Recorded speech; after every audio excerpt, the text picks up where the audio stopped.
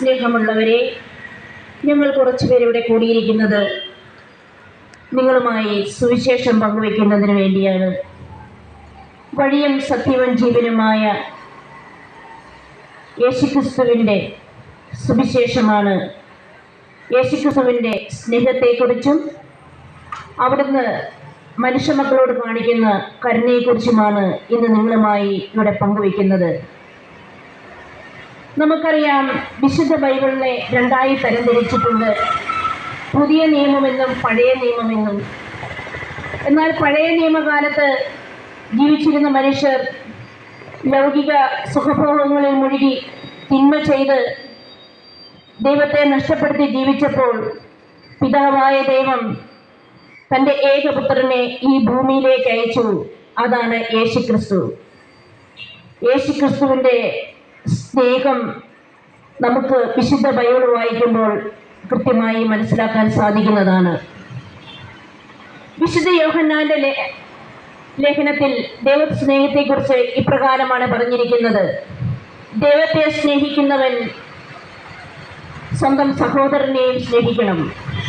വിശുദ്ധ യോഹന്നാൻ ഇപ്രകാരമാണ് പറഞ്ഞിരിക്കുന്നത്: ഞാൻ ദൈവത്തെ സ്നേഹിക്കുന്നു എന്ന് പറയുകയും എന്നാൽ സ്വന്തം സഹോദരനെ സ്നേഹിക്കാതിരിക്കുകയും ചെയ്യുന്നവൻ കള്ളം പറയുന്നു.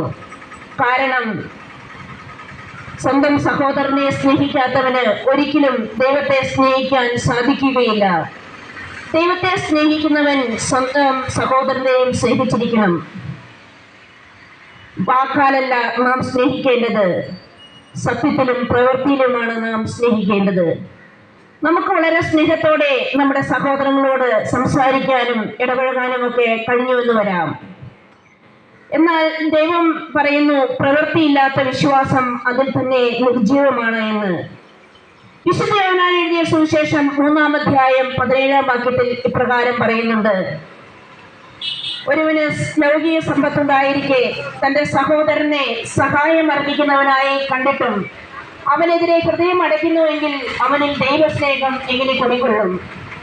സ്നേഹമുള്ളവരെ, ദൈവം നമുക്ക് തന്നിട്ടുള്ള കഴിവുകളും ആരോഗ്യവും സമ്പത്തുമെല്ലാം നമുക്ക് വേണ്ടി വിനിയോഗിക്കാൻ മാത്രമുള്ളവയല്ല, മറിച്ച് മനുഷ്യരുടെ നന്മയ്ക്കും ദൈവത്തിൻ്റെ മഹത്വത്തിനും വിനിയോഗിക്കാൻ വേണ്ടിയുള്ളതാണ്.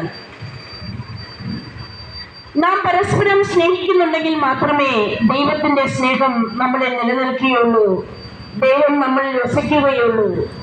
വിശുദ്ധ യോഹന്നാൻ വീണ്ടും നമ്മോട് പറയുന്നു: സ്നേഹിക്കാത്തവൻ ദൈവത്തെ അറിഞ്ഞിട്ടില്ല, കാരണം ദൈവം സ്നേഹമാണ്.